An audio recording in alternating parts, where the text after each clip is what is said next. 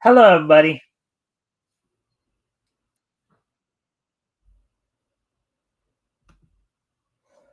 All right, so welcome to the Mikestand.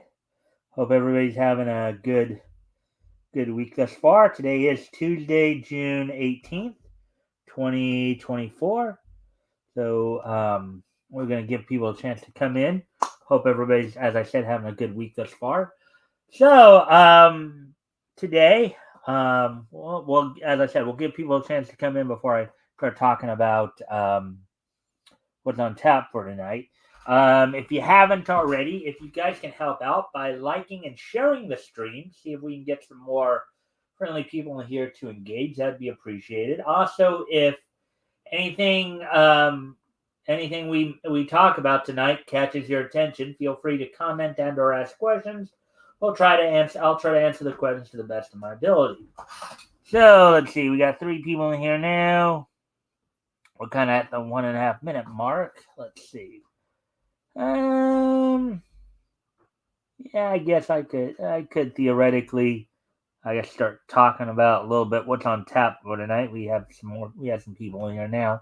So on tonight's episode, over the last, few weeks, things have been a little slow on the, granted in the last week here, things picked up a little bit, but overall, in terms of what we tend to cover, more or less, things kind of slowed down a bit.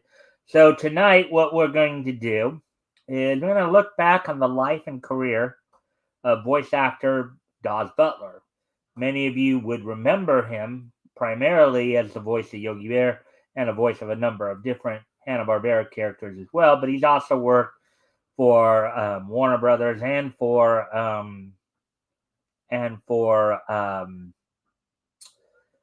Walter Land's productions as well. He's done some work, voiced Chili Willy before, and plus I just read something just prior to the show here that was a bit interesting in terms of the influence he's had, or at least how he's linked to some other well-known voice actors who are still currently active. So, with that being said, let's see.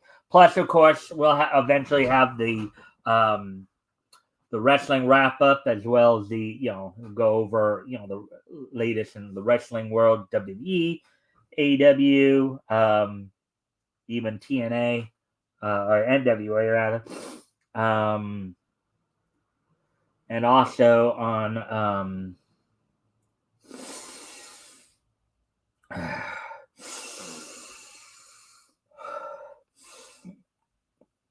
also, toward the end of the show, we'll do This Day in Each History, look back on some of the some interesting stuff that's happened on this day in the past in the world of anime, cartoons, comic, manga, and pro wrestling. With that being said, and it looks like we lost it. Oh, well. Well, I'm going to go ahead and get started anyway, since we kind of did get going on that. So why don't we go ahead and get started then? Well, let me go ahead and pull up the wiki article on Daws Butler.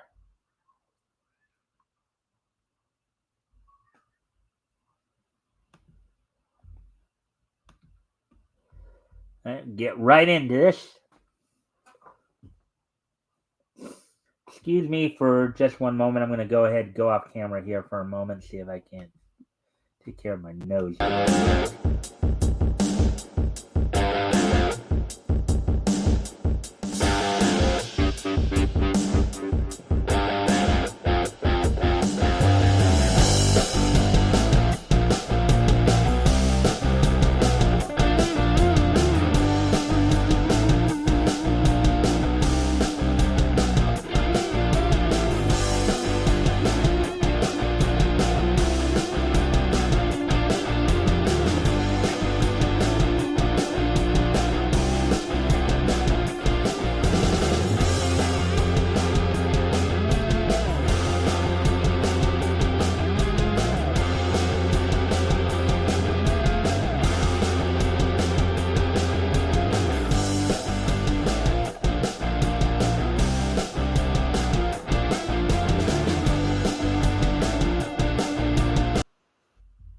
All right, we're back. So let's see. Oh, hey, good night, Spoon. No Mike tonight? Odd. No, I'm here, Spoonie. I'm here. Anyways, tonight we're gonna look at the life and career of voice actor Dawes Butler, the late great Dawes Butler. So let's get into this then. All right, so Charles Dawson Butler, born November 16th, 1916, passed away May 18th, 1988. He was, of course, 71 years old when he passed away. Professionally known as Dawes Butler, Charles was an American voice actor. He worked mostly for the Hanna-Barbera Animation Production Company and the Walter Lantz Cartoon Studio. He originated the voices of many familiar Hanna-Barbera characters, including, of course, Yogi Bear is probably his most well-known, the breakthrough character, as it were. Huckleberry Hound, Snagglepuss, Quick Draw McGraw, and Baba Louie, Augie Doggie, Loopy de Loop, Wally Gator, Snooper and Blabber, Dixie, and Mr. Jinx. Hokey Wolf, Lippy the Lion, Elroy Jetson, Lamsey, Peter Potamus, the Funky Phantom, and Hair Bear.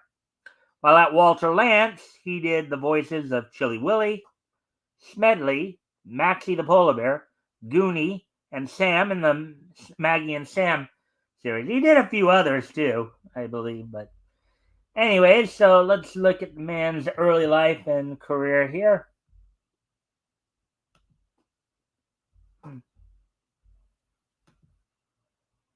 Hail, Sir Spoon.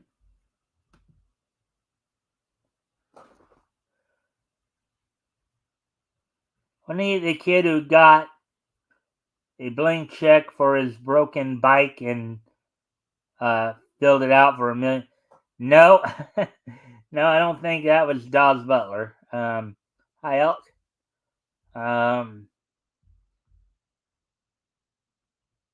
Anyways, continuing on here. So, Butler was born November 16th, 1916, Toledo, Ohio. The only child of Charles Allen Butler, who lived from 1890 to 1972, and Ruth Butler, 1899 to 1960. The family later moved from Ohio to Oak Park, Illinois, where Butler became interested in impersonating people. Yeah, sometimes voice actors start out as as impersonators, doing a bunch of different voices. You know how that works out, right? Right, yeah. Anyways, in 1935, so that he would have been about 18, 19, around there, Butler began performing as an impressionist, entering multiple amateur contests and winning most of them, not with the intention of showing his talent, but as a personal challenge to overcome his shyness. He subsequently won professional engagements at vaudeville theaters. He then teamed up with fellow performers Jack Lavin and William Ovitz, forming the comedy trio, The Three Short Waves. Now, back in the 30s and 40s, shortwave would have been a big deal because, like shortwave radio. That's basically where the impression came out. So. Whoa.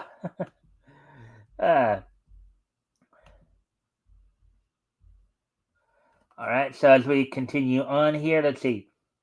They played in theaters, on radio, and in nightclubs with positive reviews from regional critics and audiences.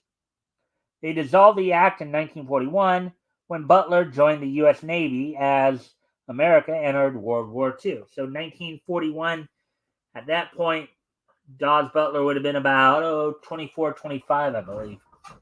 24, he would have been turning 25 at when Pearl Harbor hit, he would have been like 25. He subsequently met his wife to be, Mirths, at a wartime function near Washington, D.C. His first voice work for an animated character was in the animated Short Shorts on Sports in 1948, produced by Screen Gems. At the Metro-Goldwyn-Mayer cartoon studio, Tex Avery hired Butler to provide the voice of a British wolf in Little Rural Red Riding Hood 1949, and also to narrate several of his cartoons. Now, of course, it's kind of interesting that they got to start with Metro-Goldwyn-Mayer, aka MGM, because that's where Hanna-Barbera also got their start. They were originally animators and directors for MGM Studios.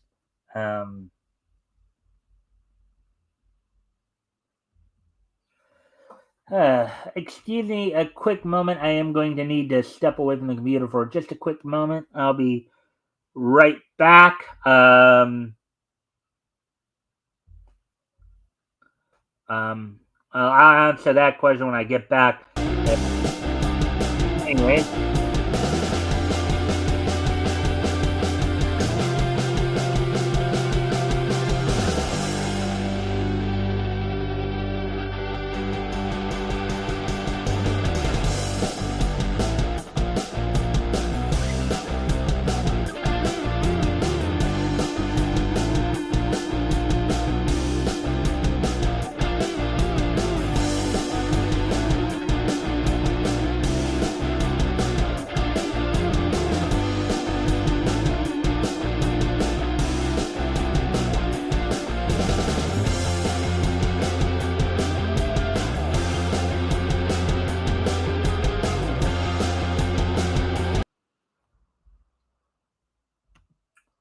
All right. So now, okay. So now let me get caught up on the let me get caught up on these chats here, and then um we'll get back to the article here. So, all right. So let's see now. So I offered to buy Rick the online escape. Okay. Need to get to the bottom of this. The name I was thinking was Devin Butler.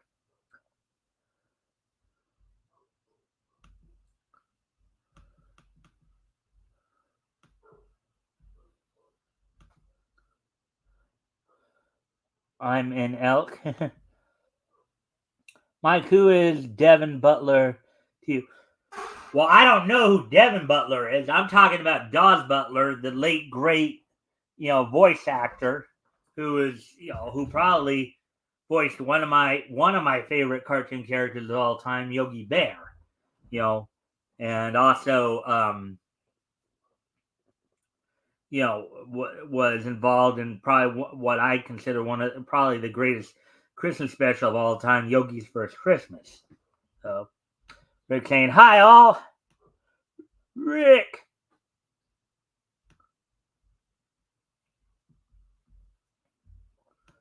Who's Devin? We're not talking about Devin Butler. We're talking about Dawes Butler. Charles Dawson Butler. Dawes Butler. He's a voice actor. Or he was a voice actor. Beats me.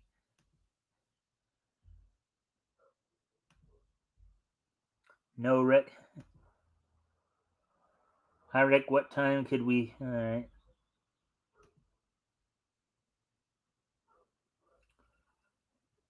Hey, the kid. No. Okay. Spoon, listen to me very carefully. We're talking about Dawes Butler. He was a voice actor, most known for his work at Hanna-Barbera, doing a number of the voice characters, but he also did a number of voices for Walter Lantz Productions as well. The whole one of the show here is to familiarize you guys with who he is. So let's hang out. Okay, sometime.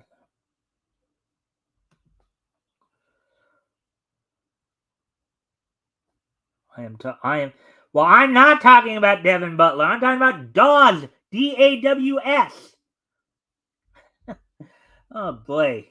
I wonder if he's. Wonder if he's.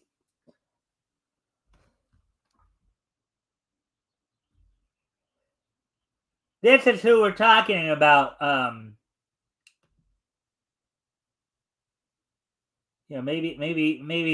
Maybe so you get a little bit more even. Let me see.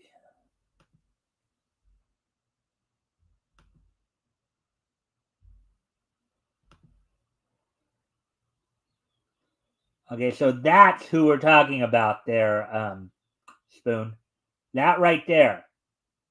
His name is Daws, Daws, Daws Butler.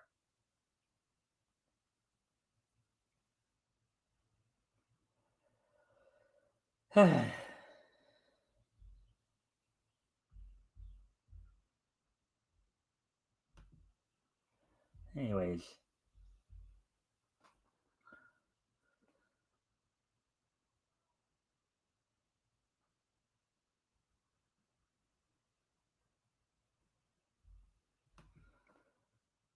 we have a Mandela effect on our. Oh God.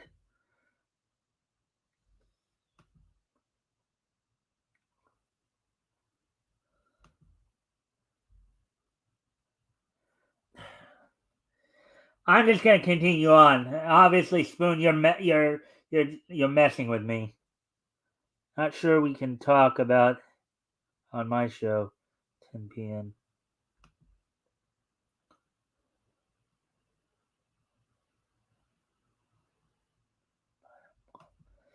All right. So, anyways, let's get back to learning about Daws Butler.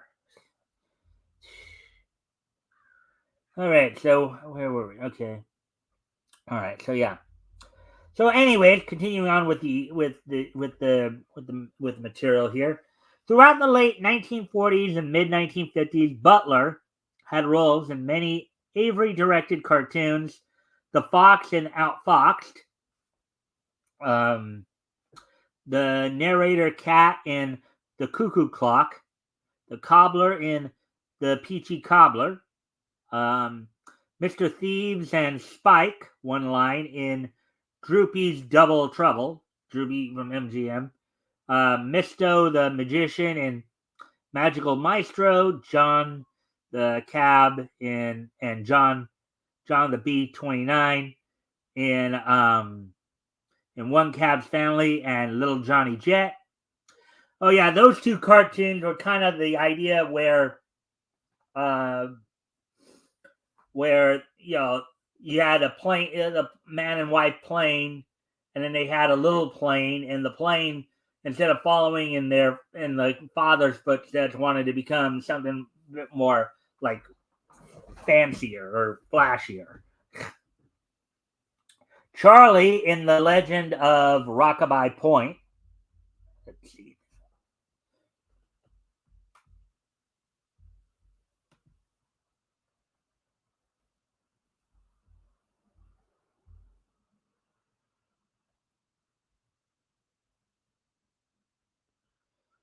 Anyway.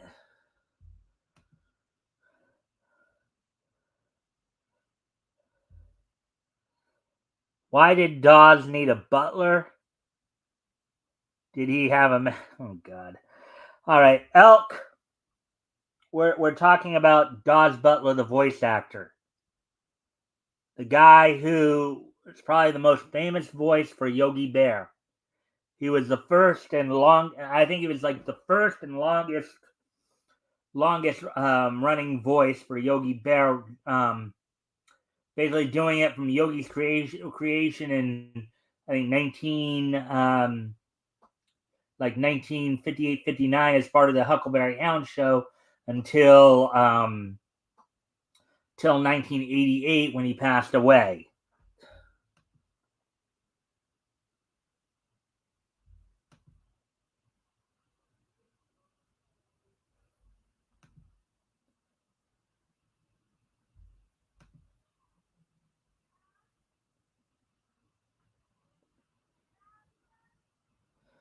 Yeah, I'm beginning to figure that, Rick.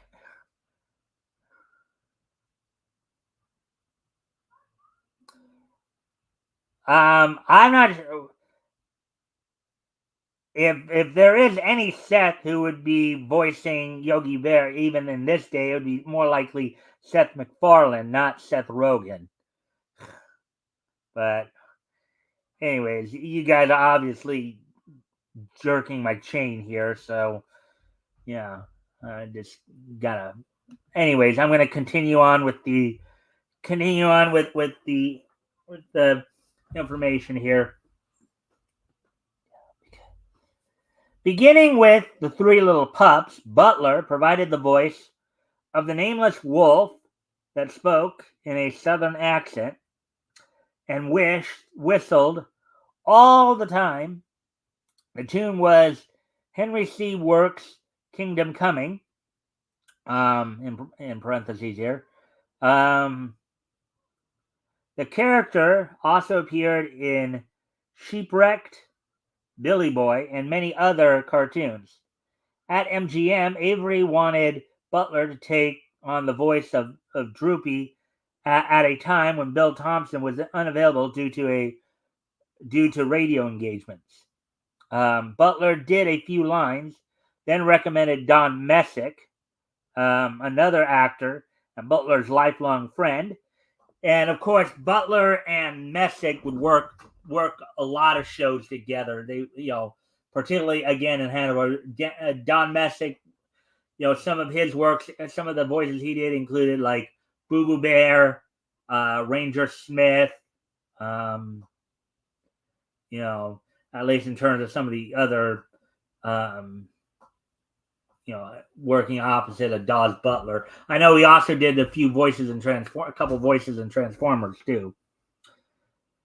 But with that being said, who was better at imitating Thompson? Messick voiced Droopy in several shorts. In 1949, Butler landed a role in a televised puppet show created by former Warner Brothers cartoon animation director Bob Clampett, called Time for Beanie. He was teamed with Stan Freberg, with whom he did all the puppet voices. Um, Butler voiced Beanie Boy and Captain Huff and Puff, and Freberg voiced Cecil and Dishonest John. Time for Beanie was the vehicle that gave us Beanie and Cecil, a legendary puppet duo in the late 40s, early 50s.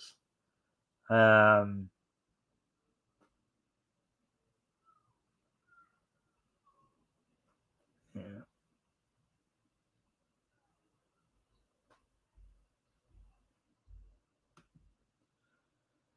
Three Little Pups. Is that anything like three? I don't think so. I think that was a little different.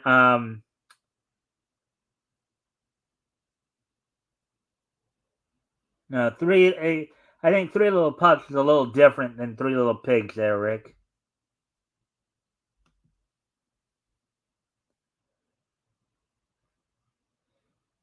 Bob Clampett is related to the Clampetts from the Beverly Hillbillies. No, the Clampetts from the Billies was a fictional family. Bob Clampett was a director for Warner Brothers. So, anyways, continuing on with the continuing on with this, an entire stable of recurring characters were also seen. The show's writers were Charles Shows and Lloyd Turner, whose dependably funny dialogue was still always at the mercy of Butler's and Freeberg's ad libs. Time for Beanie ran from 1949 to 1954 and won several Emmys. In 1952, Butler starred in the live action short Nice Try, Virgil. Let's see.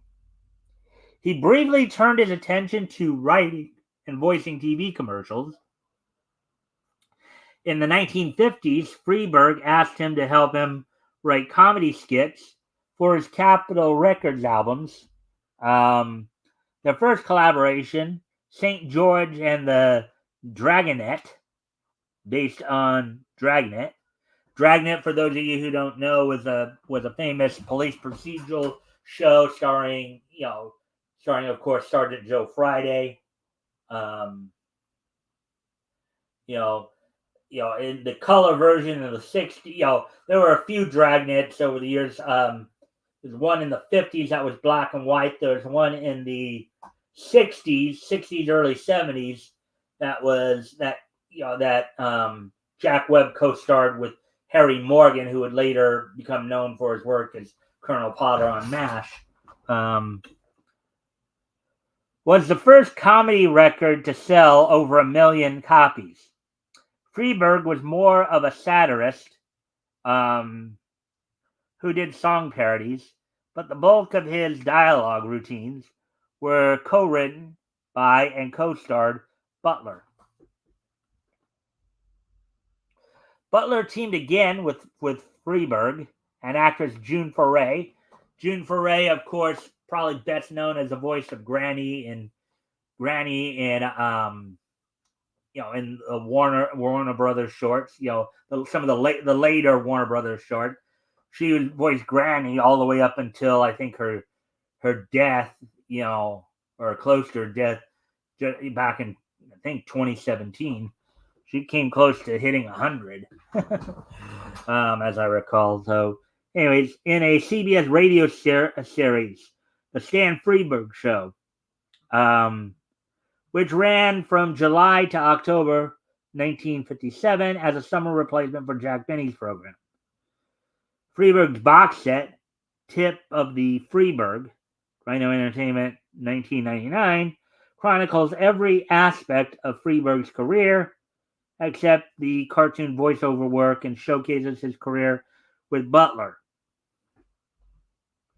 Again, both of these guys, I know Freeberg did quite a bit of work for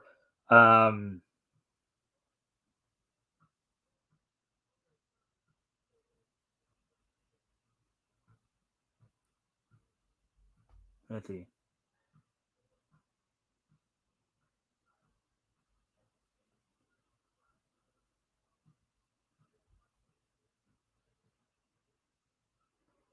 Huh.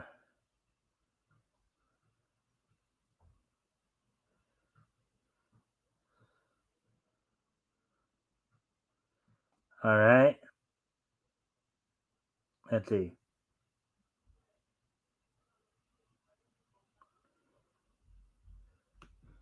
The Clampetts were probably named after the director, unless the director was named after the King Willies.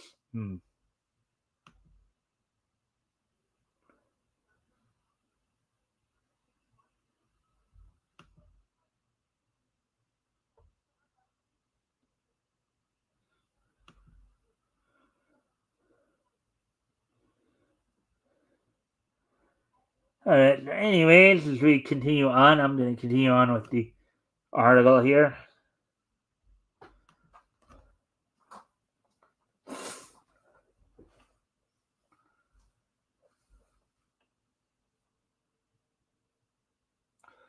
In Mr. Magoo, the UPA theatrical animated short series for Columbia Pictures, Butler played Magoo's nephew, Waldo, also voiced by Jerry Hosner at various times. Of course, Mr. Magoo was voiced by the late, great Jim Backus, who everybody probably remembers as Thurston Howell III in Gilligan's Island, as well as being, of course, the title character in Mr. Magoo.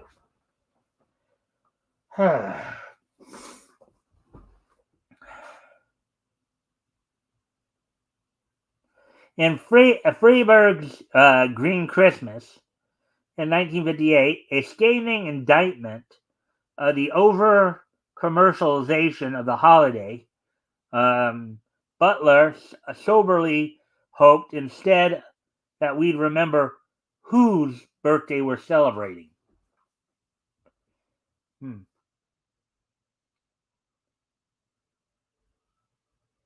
19, yeah, so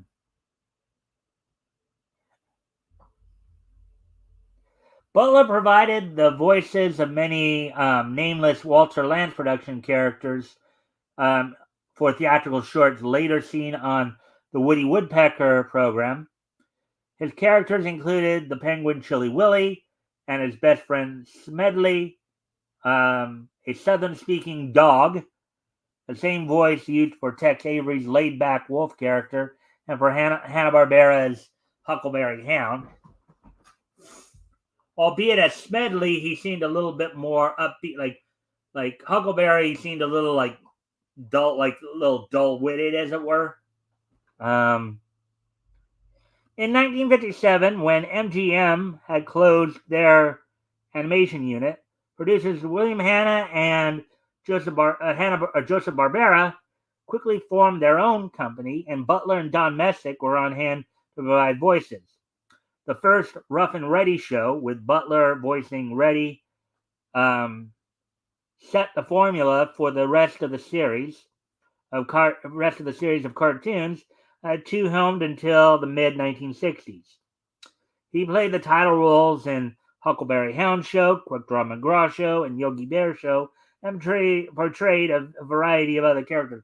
Another little interesting tidbit about a connection between Huckleberry Hound and Yogi Bear as well. Yogi Bear actually started as a backup feature to Huckleberry Hound and Huckleberry Hound Show. He was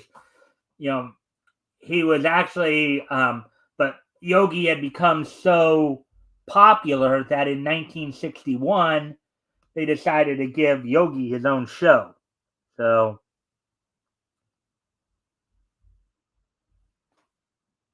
yeah. So anyways,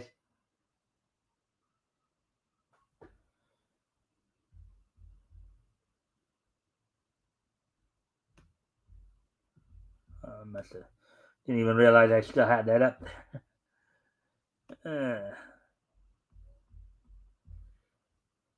Anyways.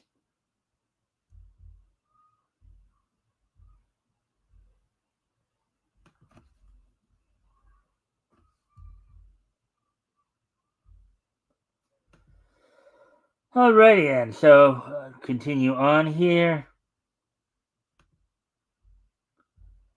Let's see. So here are some of the characters that were voiced by Dawes Butler from 1948 to 1958. I mean, Aesop's son and Aesop in the Aesop and Son segments of the Rocky and Bullwinkle show. Alfie Gator of Yankee Doodle. Let's see. Alligator in two Lance theatrical shorts. Augie Doggy, Baba Louie.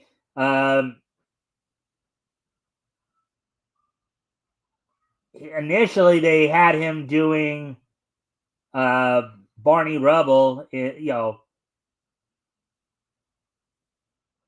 the Flagstones pilot and season 2 episode 1, on a few of the season 2 episodes before they switched over to Don Messick, I believe. Big Bruce, let's see, Bingo the Banana Splits. Let's see now. Let's see, some of the Lippy the Lion, Loopy the Loop, Maxie the Polar Bear, Mr. Jinx of Pixie, Dinksy and Dinky and Winks. Let's see now. Peter Potamus, Quick Draw McGraw, Quisp, Chilly Willy, Raggedy Ann in the Great Santa Claus Keeper of 1978, and the Pumpkin Who Could Smile in 1979. Or Raggedy Andy, rather. Cogswell so he was Cogswell in the Jetsons. Actually, it was Mel Blanc who took over Barney's role, not Don Messick, but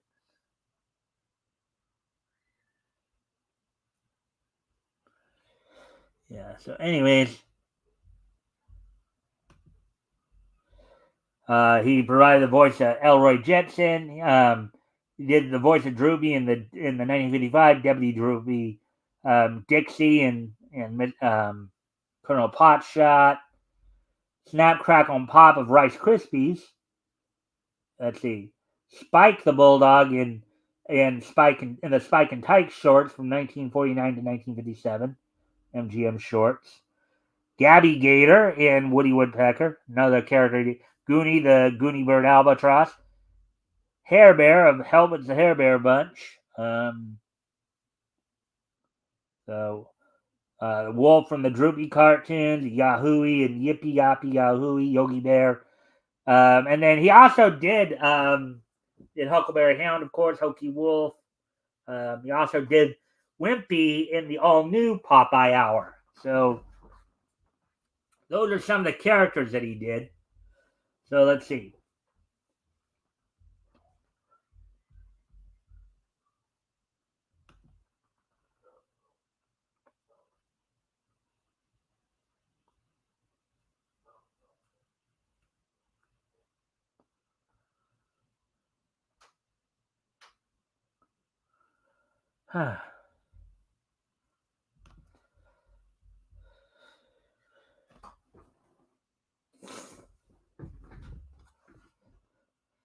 Butler voiced most of these characters for decades in both TV shows and in some commercials.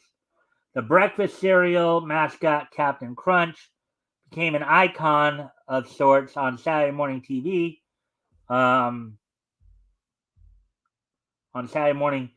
Through many commercials produced by Jay Ward. Butler played Captain from the 1960s to the 1980s. He based the voice on that of character actor Charles Butterworth. In 1961, while Mel Blanc was recovering from a road accident, Daws Butler substituted for him to voice Barney Rubble in 5 episodes of The Flintstones.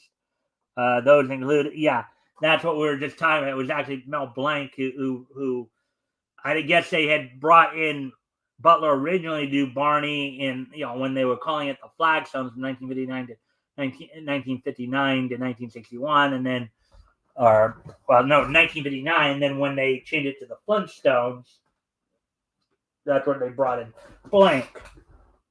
The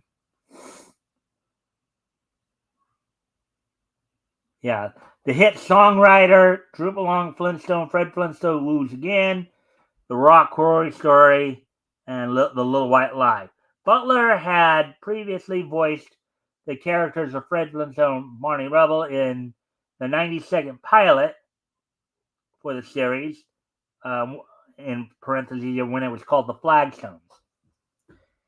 In 1964, Butler was featured as Huckleberry Hound on a 45-minute record, Bingo Ringo, a comedic story combining the Beatles from a Ringo Starr and Lauren Green's hit record Ringo. Lauren Green, of course, at the time was known for his work on Bonanza, but he also was one of the stars of Battlestar Galactica later on as well. In Wacky Races, Butler provided the voices of a number of the racers: Rockslag, Big Gruesome, the Red Max, Sergeant Blast, Peter Perfect, and Rufus Roughcut. He voiced a penguin and a turtle in the movie Mary Poppins, his only known work for Disney. Along with Stan Freberg, Paul Frees, and June Foray, Butler also provided the voices for children's records featuring recreations of several successful Disney cartoons and films. Inspirations. So these are some of the, inspirations for Butler as a voice actor.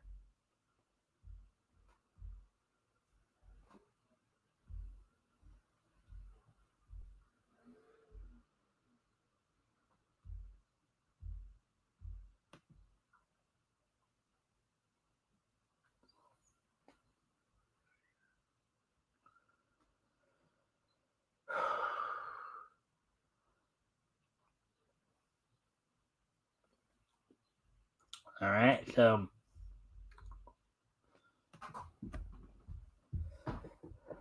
Butler based some of his voices on popular celebrities of the day.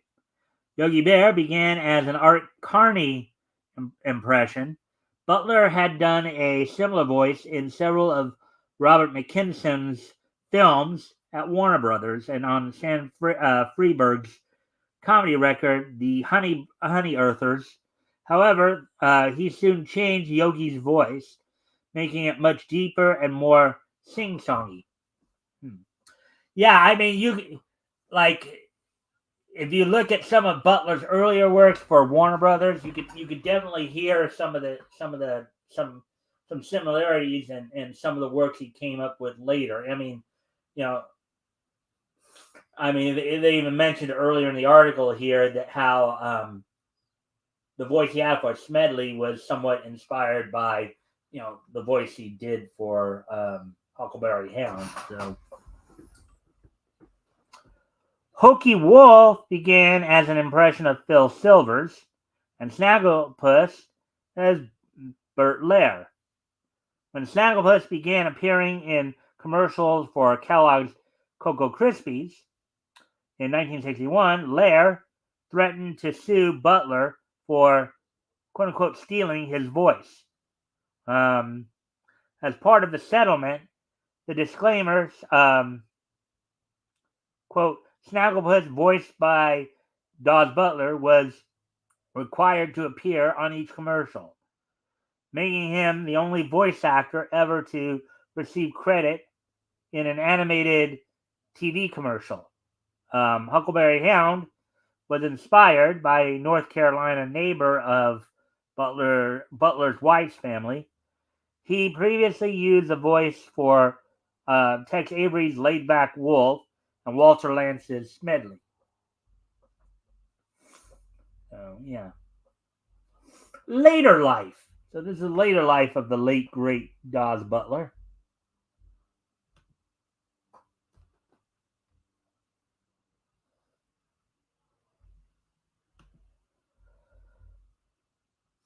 All right, so in the 1970s, Butler was the voice of Hair Bear on Help, It's the Hair Bear Bunch, and a few characters in minor cartoons such as CB Bears on Laugh Olympics.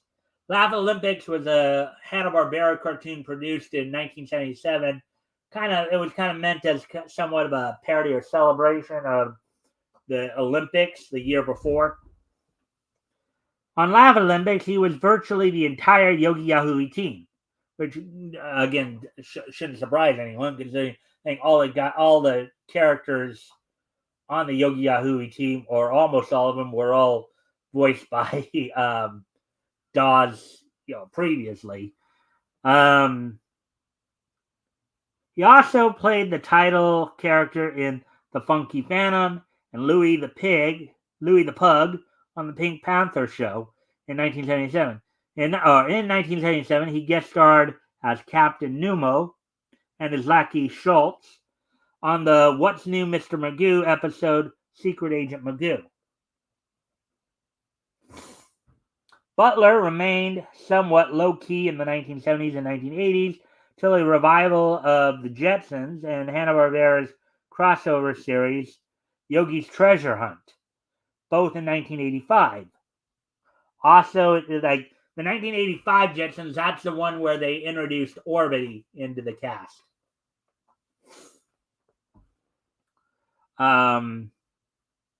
Let's see. Also in 1983, he voiced the title character Wacky Wall Walker in Deck the Halls with Wacky Walls. That sounds like a very interesting show. Here's one of the other interesting things that I read earlier when I read this. In 1975, Butler began an acting workshop that would spawn such talent as Nancy Cartwright. I think if I remember correct, I think Nancy Cartwright is the one. No, if it's Nancy Cartwright or yeah, she's Bart Simpson, as I thought. Nancy Cartwright, of course, is Bart Simpson on The Simpsons. Corey Burton who of course is primarily known. I guess his best known roles are like as Spike. A number of the voices he did for the G1 Transformers cartoon, including Spike Witwicky, um, Brawn, Sunstreaker. He was actually also Brainiac in the DCAU animated universe. Starting with Superman the animated series and Justice League Unlimited episode. Joe Belvicula, Bill Farmer, who eventually took over the role of who was, I guess, the Goofy's voice in the 80s and 90s. Pat Paris, Tony Pope, who provided the voice of Wreck-Gar in season 3 of the G1 Transformers cartoon. Linda Gary, the late great Linda Gary, who provided the voice of Aunt May in the Spider-Man series of both Spider-Man series of 1981, Spider-Man and His Amazing Friends, and the Spider-Man series of 1994. She had actually come back to that role just before her passing in 1994. She was also, of course, a number of characters for Filmation. She in He-Man, the Master of the Universe. She was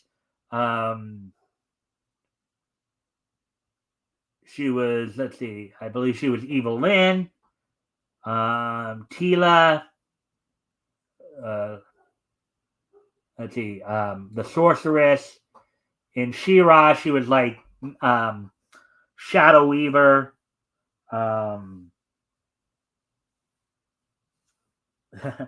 Few of them there, but anyways, let's see, Bob Bergen, who would eventually take over. Bob Bergen and Greg Berg, I think, both at some point took over the role of Bugs Bunny. Greg Burson was the one who, I don't know who Greg Berg is, but Bob Bergen, he also was Bugs Bunny for a while there. Mona Marshall, who is, of course, known as one of those female voice actors who gets cast in a lot of prepubescent boy characters. I know she was the voice of Tsukasa in Dot Hack Sign. Actually, no, not Dot Hack Sign. That was Brienne Siddall. Mona Marshall actually played Kite in the Dot Hack series. Brian Cummings, who I believe was the voice of Dr. Bender in G.I. Joe. Sherry Lynn, who provided the English voice for Sasami in Tenchi Muyo. Joey Carmen, Keith Scott, Sonny Melendez, Charles Howerton, Hal Rail, who provided the voices of Deep Six and G.I. Joe, as well as Shrapnel and Snarl and Transformers G1, and writer Earl Kress. In the year of his death, The Good, the Bad, and the Huckleberry Hound was released, featuring most of his early characters. Personal life, Dawes met and married Mertz Martin in 1943 while he was in the U.S. Navy during World War II. They had 4 sons, David, Don, Paul, and Charles, and remained married until his death in 1988. Butler died of a heart attack on May 18th, 1988, at Cedars-Sinai's Medical Center at age 71. A few months before he died, he contracted pneumonia and had suffered a stroke a few months before that. The television special Hanna Rivera's 50th Yabba Dabba Doo celebration was dedicated to him. Many of his roles were assumed by Greg Burson, whom Butler personally trained until his death. Mertz Mayfield Martin Butler, born January 13, 1917 in Stanley County, North Carolina, died on November 15, 2018 in Beverly Hills, California at the age of 101. She was buried next to Dawes, so she survived him by almost a full 30 years there. So let's see. Legacy.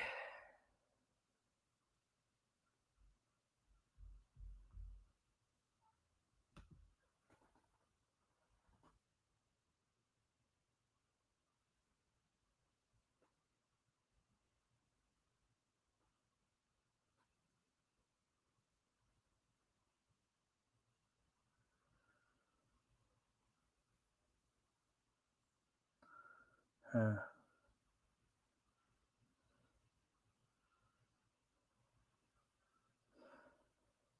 well, no, I'm not mad at Rick for leaving because I know that he's got his own show to do. I know he's got his own show to do, so I'm just glad he did come in. No, Nancy Cartwright never voiced Yogi Bear.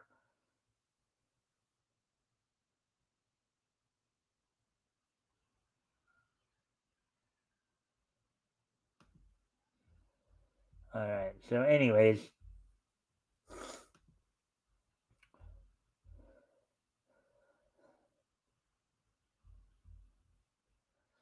all right. So, legacy.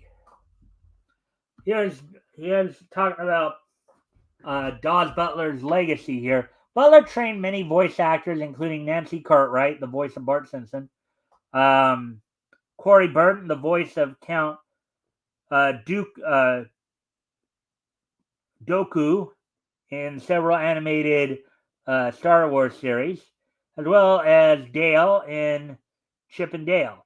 Bill Farmer, the current voice of Goofy, Pluto, and Horace Horsecollar.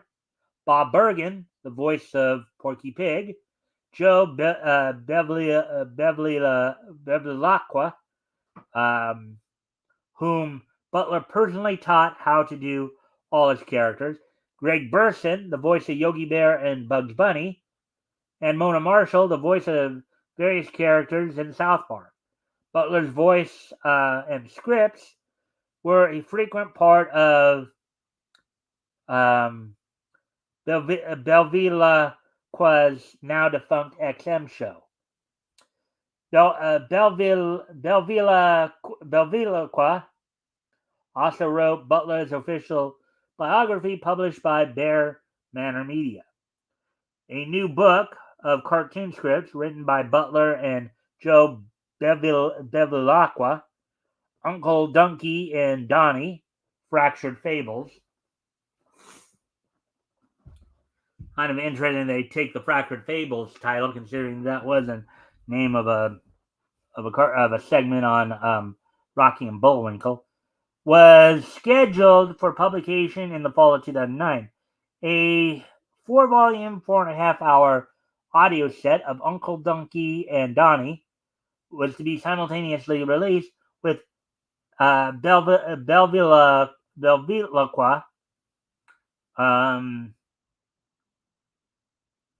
performing all 97 characters in 35 stories. Butler also trained Hal Rail, who ultimately determined that his best-known character of Doyle Cleverlobe from Galaxy High School should sound like Elroy Jetson after he finished puberty. All right.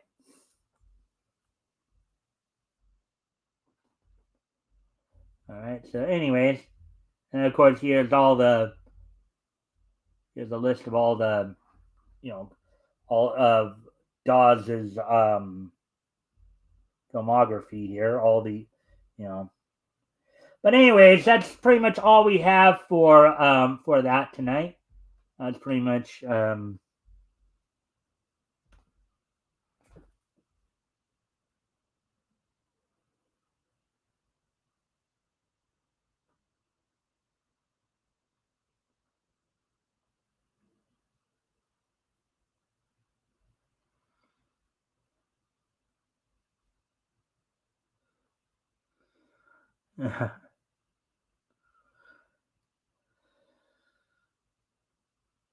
anyways. All right, so with that, so we're gonna do the wrestling wrap up real quick, and then get into this day in each history, and then we'll wrap things up here.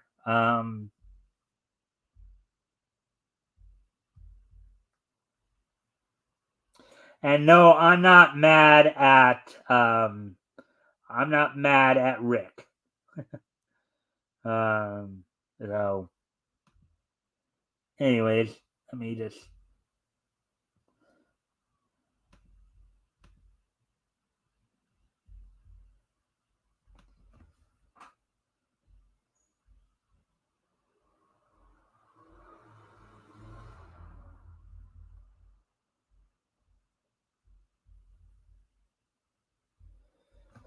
Okay, so of course, following this past Saturday's Clash of the Castle event, WWE did over in Scotland. The fallout from that event was happening on last night's Monday Night Raw. The opening match saw Braun Strowman defeat Chad Gable, as the rest of the members of Alpha Academy had finally had enough of Gable's abuse, and finally just said enough of this. As Otis, Maxine Dupree, and Akira Tozawa walked out on Gable. Gable would later be attacked as part of an onslaught that was orchestrated by the Wyatt Six, who made their debut on last night's Raw. In a Money in the Bank qualifying triple threat match, Io Sky, former WWE Women's Champion, defeated Kiana James and Zelina Vega. Carlito, with Dominic Mysterio and JD McDonough in his corner, defeated Dragon Lee, who had Walking Wild, and kind of a battle between the Judgment Day and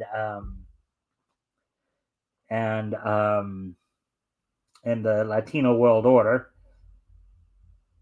Caden Carter and former WWE Women's Champions Caden Carter and Katana Chance defeated the Damage Control duo of Dakota Kai and Kairi Sane. And there seems to be signs of a breakdown happening within Damage Control. There's been some talk that this might be the latest faction, along with the New Day, that might be getting broken up. So that's just a rumor, but let's see. Sheamus defeated Braun Breaker via DQ. And in the main event of the evening, in the men's Money in the Bank qualifying triple threat match, Jey Uso defeated Finn Balor and Rey Mysterio Jr. So that's all. And as I said, the other big thing that happened on Raw last night was the debut of the Wyatt Six. Also, and this is more storyline than anything else, but Drew McIntyre quit the WWE. So he made that announcement on last night's. That's, I think, obviously a work, but we'll see where that goes. Where that goes. So on tonight's NWA Power, they're going to be showing the first set of matches from back on May 18th. May 18th, from the Crockett Cup.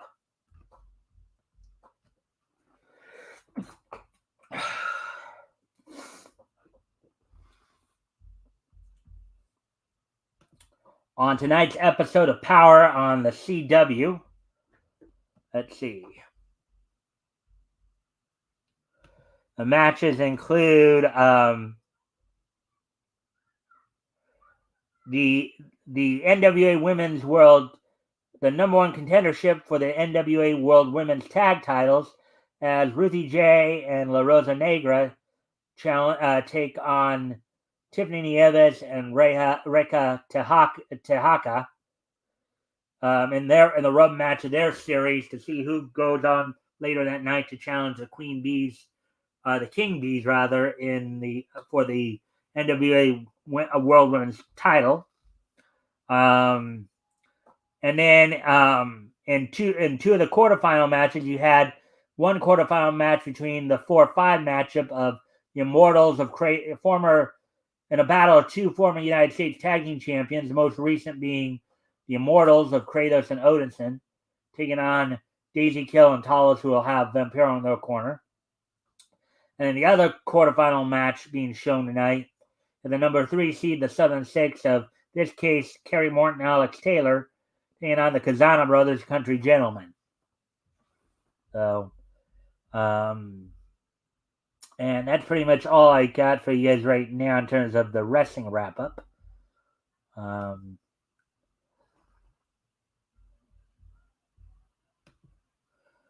Mike, have you ever been on Rick? A while back, I have been on Rick's show before. Yes, I have. A while back. I don't go on there often. Oftentimes you have to remember, since I'm doing my own show beforehand, it's kind of like, especially with as much talking as I do, as much information as I'm disseminating, you know, um, it's one of those things where, um, I'm just kind of like, you know, I'm usually, by the time I'm tired, I'm, hungry, usually going up to get dinner or what have you. So yeah, but I've been on Rick's show before. But with that, so now we're gonna go ahead and move on to with today being Tuesday, June 18th, 2024. Let's take a look back this day in Nietzsche history. History! So,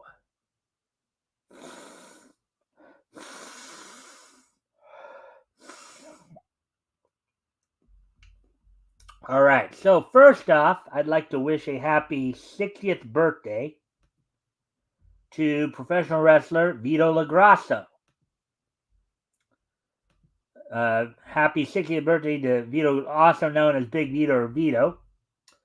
Most fans would remember him from his times either in ECW or as part of the Dabaldi stable, or in World Championship Wrestling as part of the Mama Luke stable. He started out in ECW in 1990 as Skull Von Crush, and then eventually became Vito the Skull LaGrasso, and became part of the Baldy stable. Then in 1999, he left for World Championship Wrestling, where he's part of the Mamaluke stable, along with Johnny the Bull Stamboli, had captured the WCW World Tag Team titles on 2 different occasions. So, happy 60th birthday. And he's still active, believe it or not. From what I read here, he's still active to this day. Happy 60th birthday to Big Vito.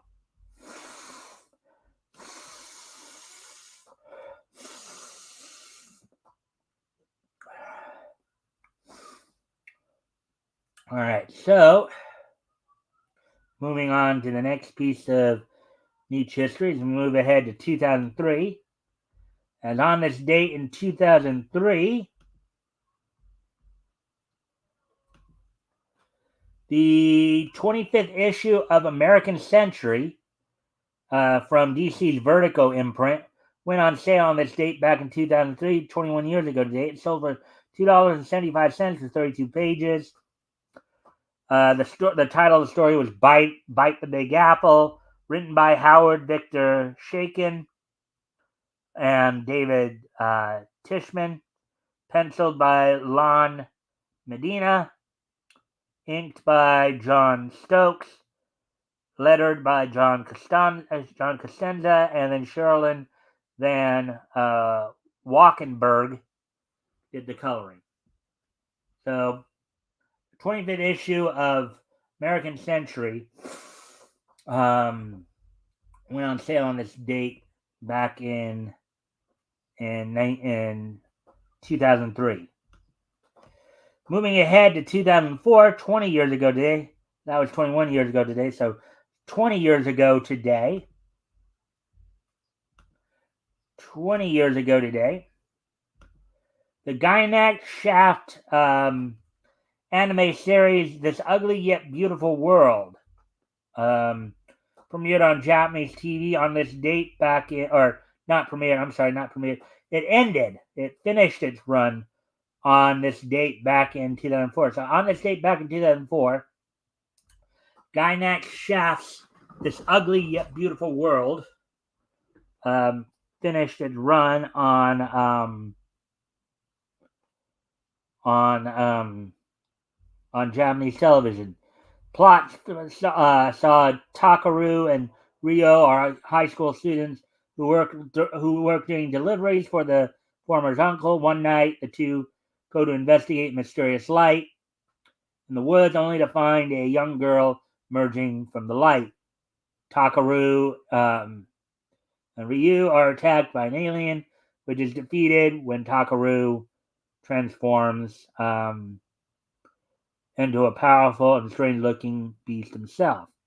The girl, whom the boy is named Hikari, which is Japanese for light, is taken in by Takaru when she confesses to having no memory of who she is. So, anyways, but that's the gist of the beginning of the anime. So, on this date, 20 years ago today, this ugly yet beautiful world completed its run on Japanese television. And 5 years ago today, on this date in 2019,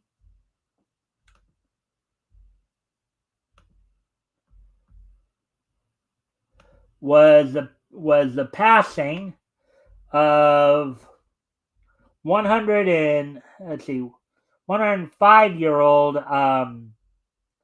105-year-old Milton Quinn, who was an American animator, artist, and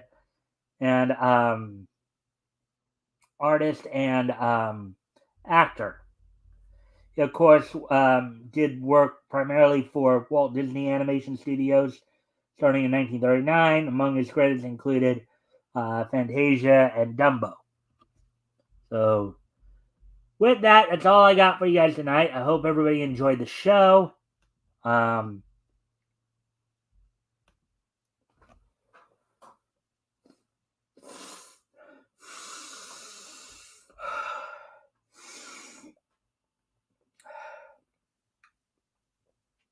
So with that, I thank everybody for being here.